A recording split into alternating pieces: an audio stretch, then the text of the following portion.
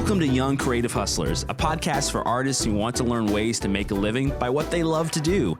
I'm Josh Williams, a musician and filmmaker, among other things, and I'm looking to do the same. Join me on my journey as I talk with other creatives and share my story about how to be a young creative hustler. Hey everyone, welcome to another episode of Young Creative Hustlers. I have a very special guest with me today. He is Aaron Cole. He's a 20-year-old, exceptionally talented rapper, singer, songwriter. He's signed to Gotee Records and he's charted on the Billboard. He's created numerous EPs and he is now releasing his full album, which will be out by the time you hear this. So I've seen him in concert 3 times, well, 2.5. And I can say that he puts on an incredible show.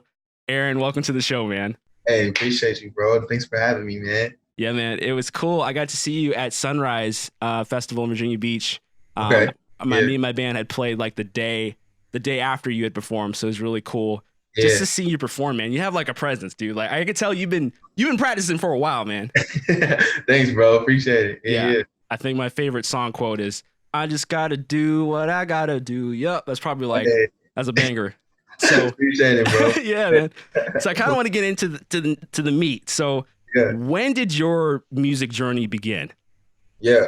All right, cool. So I started rapping when I was 3. Whoa. Okay. Yeah. My dad had a studio back in our hometown, Bristol, Virginia. And just different artists would come in and out of the studio. And like me just looking up to my dad and like everyone that was around, like I just sat into the sessions. And so my uncle was actually a Christian rapper. And so like every one of his sessions I was in, I started mocking like my uncle's lyrics and like repeating them back to him or whatever at 3. Yeah. They decided to give me like this, little rap or whatever. And I just kind of like went from there. And so from like 3 to 7, like I did like 3 projects, like just in the hometown or whatever. And was writing, recording and doing shows at churches and stuff like that. You know what I'm saying? Grinding, like performing at chicken dinners and all kinds of stuff. You know what I'm saying? Dinners, I love it. And then, so then my uncle, he was the one like mainly writing all my stuff because I was so young. He like moved away and I had twin boys, got married, all that stuff. And so I was just like, all right, I'm gonna be a regular kid. So I was just going to school. I did shows like when church asked me and stuff like that, but like I didn't really like work on music. And so then I got to middle school. I was about 12 at this time. I got like saved for myself. I felt like because I grew up in a Christian home. So like I said, I was always doing Christian rap, but like it was real to me at 12. You know what I'm saying? I was going to school. I kind of got picked on for being a good kid, and I was like, I don't even know I'm a good kid. Like, why am I even a good? You know what I'm saying? That kind of thing. So I just went home, and my pops and my mom was just telling me how like God's just called me for a greater purpose, and I'm peculiar and all that. Just watering me with the word. And so that's when I gave my life to Christ in my room. And then that's when I like figured out that this was my calling. And so from then it was like every day I was just grinding, working on my craft. Just trying to get it. So then when I was 14, just like 2 years later, I started making noise like in my area, like even more. And I got connected with these 2 dudes. Long story short, we went on this tour and I was kind of the headliner or whatever. By the end of the tour, somehow we ended up being a group, right? Yeah. So we was a group for about a year. And like, of course, I didn't want to be a group at all at the beginning. I was like, nah. Finally, I was just like, all right, let's do it. So we was in a group for about a year. That lasted for a year. And then I remember I was kind of upset because from that group, I think God was just teaching me like anything that I get myself into, like I got to put my all into it. So I had put everything into that group. You know what I'm saying? Like I was banking on the group, like making it like, oh, this is the group. You know what I'm saying? Yeah. And so when that junk didn't happen, I was like crushed. And I remember my dad was hurt too because he was like driving the van, like all that stuff. So I remember I went in there. My dad called me into the living room from our room, and he was like, I need you to go in your room. I need you to write me a hit. and I'm 15 at the time. So yeah, I'm like, all right. Okay. So I go in my room. I write this song called 15 is the New 15. Yeah. And that's actually the project that Toby heard. There was this guy in my hometown that was kind of like mutual friends with Toby and my dad. And that's Toby Mac, guys, just so you know, Toby Mac. Yeah, Toby Mac, yeah. And so he was like mutual friends. This guy was like mutual friends with Toby and my dad. And like this whole time I was doing music, he was like, yeah, I'm gonna give it to Toby. But like never would. You know what I'm saying? You know how that goes. That was our one guy. Yeah, I got you, bro. Nah. Yeah. So he actually came through, okay. So I gave him that project the next day. Toby was in the car and heard it in the CD player, whatever, and called me. And yeah, from there it just started a journey. Like I just went through this whole like artist development process, and like was really just challenging my character, challenging, you know what I'm saying, like even professionally, like what I did with my music and stuff like that. And I was just constantly doing shows, constantly in the studio. Yeah. And then finally, that's when Right on Time came out, and then it just like took off. So yeah. I think that was one of the first songs I heard from you was Right on Time. Right. Mm-hmm. Yeah, for sure, bro. So we'll come back to Toby because, you know, everybody's going to hear about that. But when was there a moment where you realized, okay, I can make a living from making music? Or was it just kind of like, man, you were just grinding from the beginning? Yeah, when I turned 12, I was like, this is it. This is it. It ain't no plan B. You know what I'm saying? Yeah. So it was like, I was playing basketball. Like basketball was like a thing. Like it was like, yo, I was nice in basketball. I can do basketball where I was like, oh yeah, I can do this, whatever. And but then I got to high school, and when I got to high school, like, mind you, every summer I'm in the gym, you know what I'm saying, shooting, like getting ready for the next year. Like basketball was like dead. Like I breathed basketball for a minute. Yeah. And when I got to high school, and I got even more serious in high school, and I went on that first tour. It was that summer I went on that whole tour. So then I came back, you know, I was rusty. So it was like, oh man, like it's just showing me that music is the way to go. You know what I'm saying? Because it was like, it just came out every summer after that. Like I was doing shows like that. And so when that happened, I was like, ain't no plan B. Like, and there was a period of time of where I was like in that like artist development process, or where I was like, man, is this not even gonna happen? You know what I'm saying? Because I had started working at the Boys and Girls Club just to make some money, because I was doing shows, but not like enough to have some money. You know what I'm saying? And so, I was working at the Boys and Girls Club, still doing shows, doing whatever, trying to, you know, figure it out. And God bless me when the Right on Time Jump came. So, bro. That's awesome, man. So like, you got the attention of Toby, right? What do you think record labels are looking for? I know obviously being signed to a record label is not the only way to go, but if you are as an artist looking to get signed, like what do you think they're looking for? Yeah. So let me say this first. So if I knew what I knew now, I probably wouldn't have signed a record deal, right? Mm-hmm.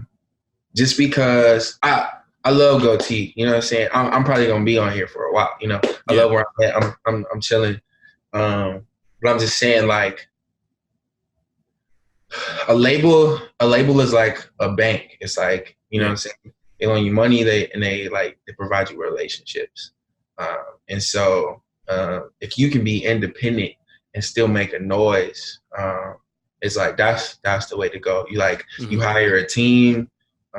And like, you know what I'm saying, you just work in-house, you know what I'm saying, like, and grind and do it yourself, like social media it out, like all that stuff. Because it's like, it's even a different time from when I started coming up. So like you were saying, do what I got to do. If I can be honest, like those days, it was like, I feel like, even though that wasn't too long ago, I feel like during that time, it was a whole nother time than it is now. Like, then it like you had to have like a little cosign or something to like help you go up. Now it's like, if you hot, and you make a dope song that can go viral, it's going viral. You know what I'm saying? Like the world now is just different. Like, I mean, you see it with the Popeyes junk. It's like, you know what I'm saying? It's like some people get something like a hold of something that's hot, it's a you out of here. You know what I'm saying? So it's just about consistency, being persistent, and like just keep it going. But if you really, really just want to sign up, be on a record label, I think record labels now are more so just looking for people that already got stuff going on for them anyway. Yeah. So Okay. it's like it's all about grinding. At the end of the day, it's all about just staying consistent because there's so many talented people. It's like you say you do music yourself. It's like I'm sure like you talented too. Like there's a bunch of talented people. Like I feel like a lot of the fans that I meet like do music, do something. So it's like there's a lot of talented people in the world. But if I'm being honest, like nowadays labels don't just care about talent. You know what I'm saying? Yeah. It's like it's consistency over talent, like a long shot. Consistency over talent. So it's like how diligent are you being and working and grinding and you know what I'm saying, and like your relationship with God. Like I feel like that shows too, like and what you're doing, what you're projecting off. So yeah. That's good. So with the consistency, what are some things that artists should be doing consistently? Is it like, should I be putting out songs? I know last year was Cole's season, which was like, what, a song every month or every 2 weeks? Song every 2 weeks. Yeah, which was crazy, man. I was like, yo. That was hard. Yeah. So what things should artists be doing, man? Yeah, so I can just tell you what I was doing consistently for a while, for like a few years. I would wake up. I would get in my word, read the Bible, and then I would go outside and I would run. I had this big old hill outside of my house. I would run this hill, and as I ran my hill, I would rap my set while I was running this hill. And I would do that all the way through my set. And then when I got done with my set, I would perform my set in the middle of the road like I was on stage. So I did that consistently every day for like 2 years. Whoa. So that's something like consistently of like just doing reps and, you know what I'm saying? Like being like prepared, like that takes away nervousness. That takes away everything. Like when you're ready to like perform and all that stuff. So it's like because I was doing that, it was like, that took away all nerves, anything that I had, because it was like, I was prepared for this. I was doing this at home. You know what I'm saying? So now it's just like second nature. It's like, I can add a song and be like, boom, I'm adding it in here, boom, kind of thing. You know what I'm saying? Because it's like, I did it so much consistently. And like reps too, it's like at the stage I was at like a few years ago, it was like, I was doing any kind of shows. It was like, you know what I'm saying? Whether I was taking love offerings, whatever, like I was just grinding. I was doing shows. Like I said, chicken dinners, bro, everything, bro. You know what I'm saying? So, yeah, bro. So yeah, that's the thing on the shows. And I mean, bro, to be honest, like I was writing every day. Like anytime I heard that your dad said, not by chance, the documentary was like when you were 13, you had to write a song every day. Like every day. It was like for a month, it was like a challenge. He was like, yeah, write a song every day. And it was tough because it got about like the second week, and it was like, all right, well, I ain't living enough life to be like, writing another song. So, man, but that's relatable. I got it done. So now, like I said in the documentary, now it's like I can go in the studio and it's like, if I don't finish a song that day, I'm mad. Like you can ask anybody that work with me, Derek, Cole. It's like, nah, we gotta finish, bro. Like we ain't leaving until we finish. You feel me? So. That's kind of how I am now. That's like a different mindset from a lot of artists I know. Not throwing shade at anybody. Yeah. So I'm just figuring this out now. So someone asked me on my Instagram, they was like, what was the hardest song from the album that it took to make? And I said Flashback, which is the one I got 1K view, because it took me 4 days to write that song. And somebody told me that's a flex. Oh no, 4 days. Yeah, right. They were like, rest of us bro. They were like, that's a flex. And I was like, what you mean? I was like, that's not normal. And it was like, bro, it takes people like months to write a song, da da da da. And I was like, oh, like I never knew that. You know what I'm saying? Like I was used to just like knocking them out in a day. Oh, I did this today. This is what I did today. Yeah. Like, you know what I'm saying? So yeah, like that was the longest song. Everything else was like in a day. You know what I'm saying? Wow. So I respect that.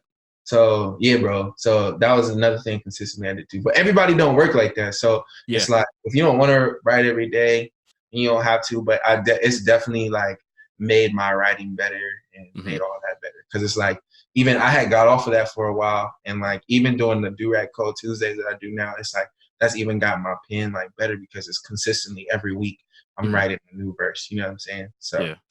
And you're using that and creating content out of it, right, which is right, great.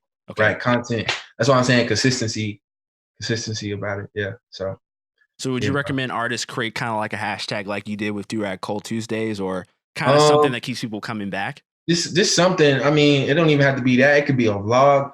It can be, you know what I'm saying, just as long as you're posting and as long as you're staying consistent and engaged. And you know, we're all figuring it out. So it's like I'm still trying to figure out how to, you know, engage with my fans more and stuff like that. So but definitely like content creator is the main thing when it comes to this.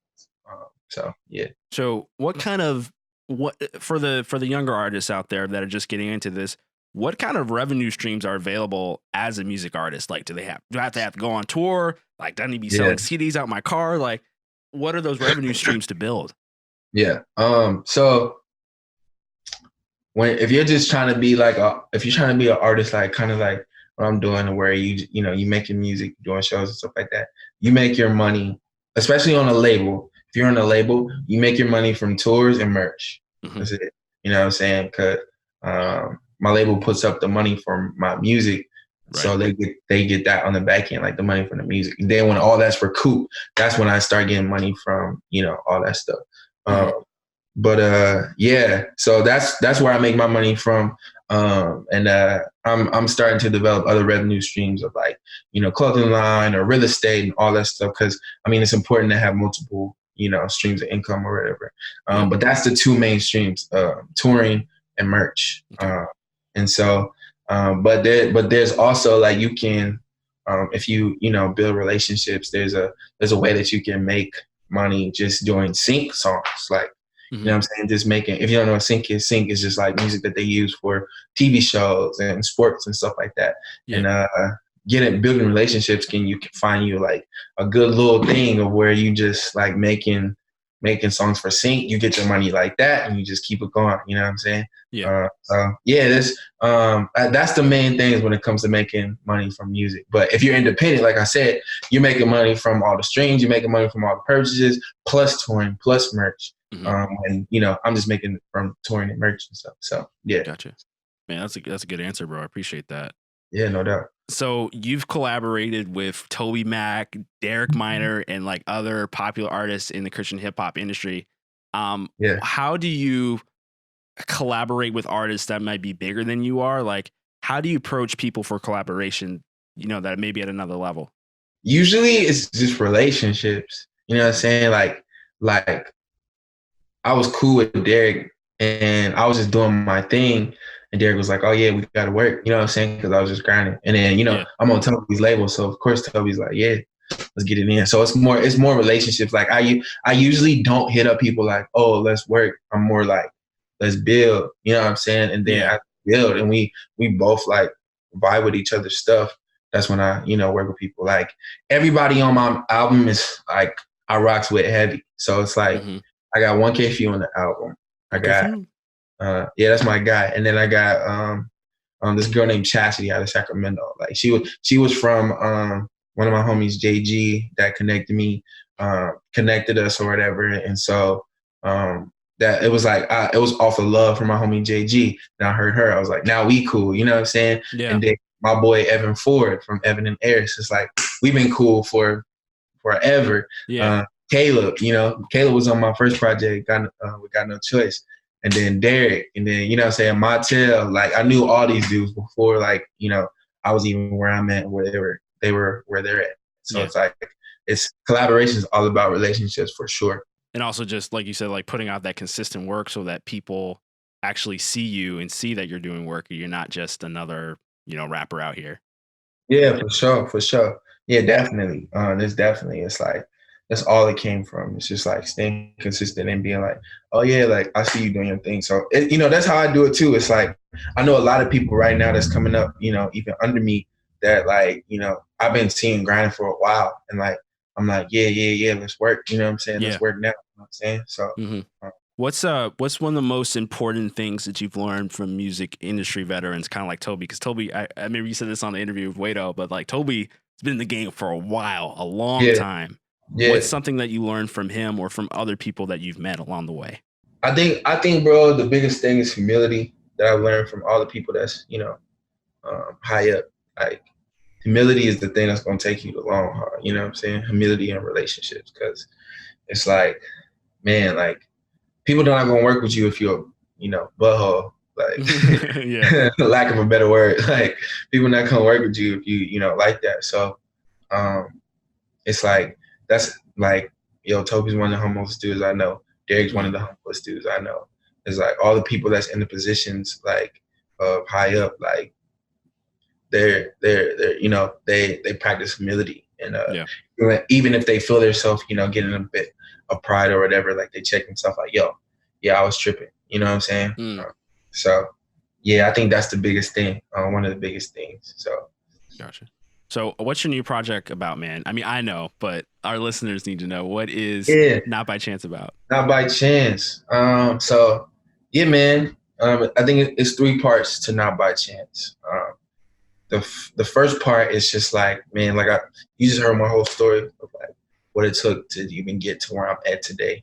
And like all the work, all the grind to get me here, it's not by chance. You know what I'm saying? Like I'm not here by chance. I'm here, by all the hard work and, dedication I put into this. And on top of that, God's grace, you know what I'm saying? So it's not by chance, by his grace, and so that was the second part, not by chance, by his grace. Cause it's like, none of this I can do without, God and like, his favor. Cause, everything that I'm doing right now is all for the glory of him. So, yeah, not by chance, by his grace. And then the last piece, I just feel like, me being one, the only hip hop artist on Gotee, and 2, I don't know. It's just me. Like I've always kind of been like this outsider. You know what I'm saying? Yeah. And like, only certain people like rocks with me. You know what I'm saying? And like support kind of what I'm doing.